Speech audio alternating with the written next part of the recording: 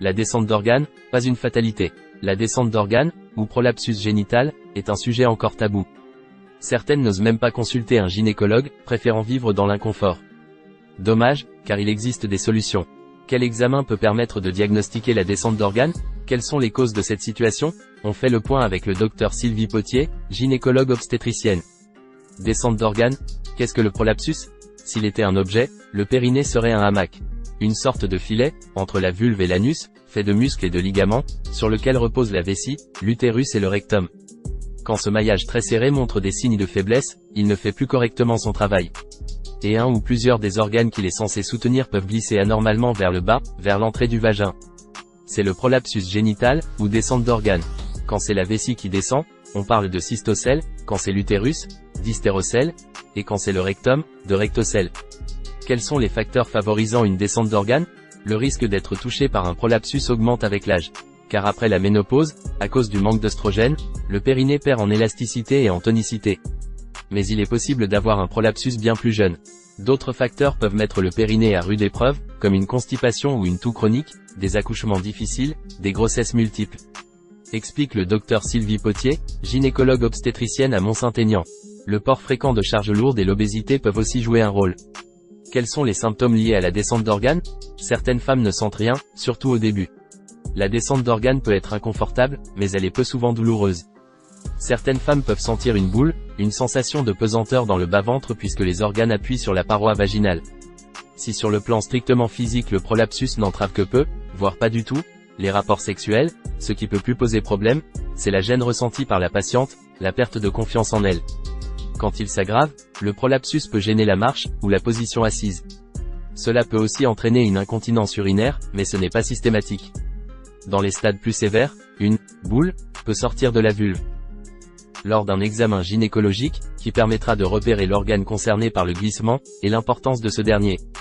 Aucun examen complémentaire n'est nécessaire pour confirmer le diagnostic. Quels sont les traitements pour soulager une descente d'organes?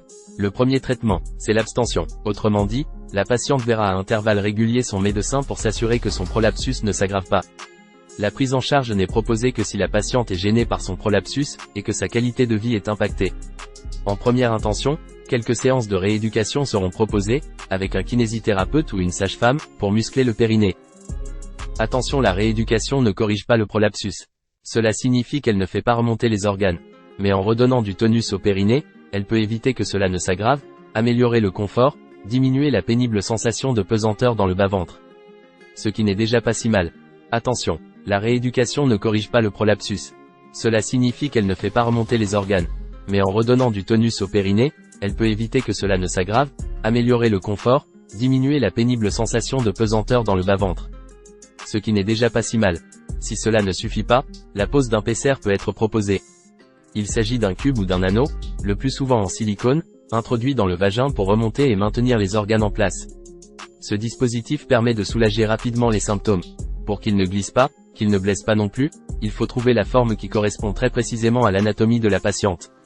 Il est parfois nécessaire d'en tester plusieurs avant de trouver le bon. Le PCR peut être gardé très longtemps, sans aucun problème. Certains, les PCR cubes, peuvent être retirés régulièrement pour être nettoyés, à l'eau et au savon, avant de les remettre. Ce geste peut être réalisé par la patiente elle-même, comme elle le ferait avec un tampon. C'est une bonne option dans l'attente d'une chirurgie, ou en cas de refus ou d'impossibilité de se faire opérer. Quand la chirurgie est-elle indiquée? Quand la gêne de la patiente reste très élevée. La chirurgie ne concerne qu'une petite minorité de patientes, de l'ordre de 10%. L'opération, sous anesthésie générale, se fait le plus souvent par cœlioscopie. 4 petites incisions suffisent alors à introduire la caméra et les instruments.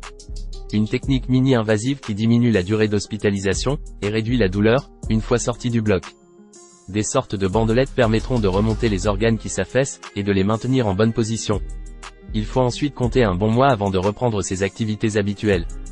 L'opération est remboursée par la sécurité sociale, contrairement à la pose de PCR, qui coûte environ 50 €. Important. Il faut savoir que même si la chirurgie est très efficace, il existe un risque de récidive, des mois ou des années après l'intervention. Dans un avis rendu le 9 juin 2021, la Haute Autorité de Santé, HAS, recommande une perte de poids si nécessaire, une alimentation équilibrée et de l'activité physique. Une constipation chronique doit aussi être traitée, notamment en adoptant une alimentation plus riche en fibres, en consommant au moins 5 fruits et légumes par jour. Une activité physique régulière est aussi hautement recommandée, en évitant les sports à fort impact sur le périnée, comme le trampoline ou la course à pied.